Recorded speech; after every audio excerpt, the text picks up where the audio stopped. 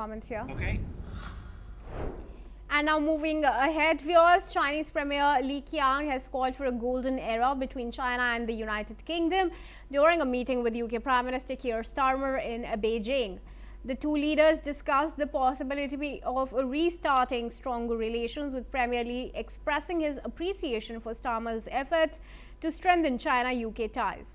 Starmer acknowledged China's growing influence and stressed the need to be more open and frank in dealing with differences. The visit is significant as it's the first by a British Prime Minister since 2018. Let's listen into some of the key statements. This means being more open and frank to deal directly with differences, and it also means recognising and respecting modern China in all its vastness and complexity. But everything is achieved, and as a power whose fortunes directly affect the United States. 很多人期待通过你这次访问，中英能够重启黄金时代。我赞赏首相先生对发展中英关系的重视和付出的努力。中英作为世界重要两极的和两大经济体，应当继续弘扬破冰精神，应当进一步拉紧合作的纽带。这不仅是我们两个国家应对风险、共促发展的理性选择，也是中英两国作为负责任的大国，携手推动解决全球问题的应有的担当。 And now moving ahead, Russia's Foreign Minister Sergei Lavrov has expressed doubts about the US and Ukraine security guarantees. Speaking to reporters, Lavrov questioned the viability of these guarantees, saying he didn't know what exactly had been agreed upon. He further stated that if the goal was to maintain the current Ukrainian regime and use it as a platform to threaten Russia, such guarantees would not provide long-term peace. Lavrov also reminded about a draft of security guarantees proposed by Ukraine in April 2022, which Russia supported but claimed former UK Prime Minister Boris Johnson had blocked the agreements. He said these guarantees would have ensured collective security in the region.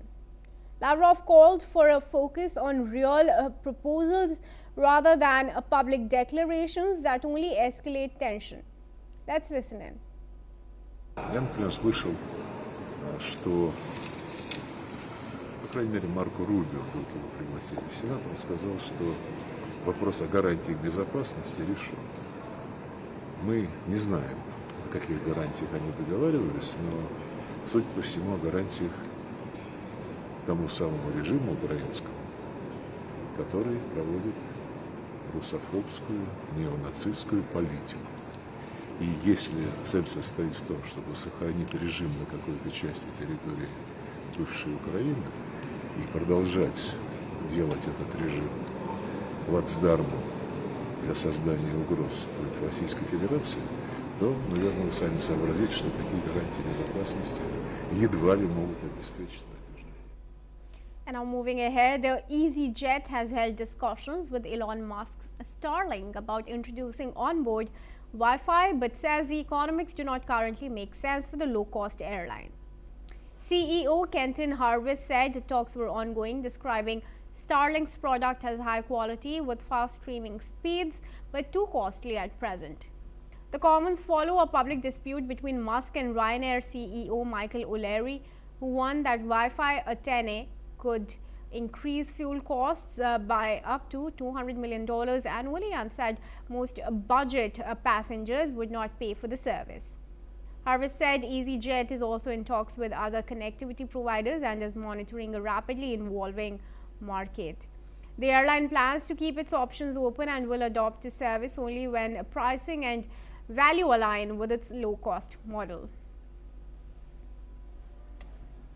And that's all we have time for. Viewers, keep watching NewsX World for more news updates from around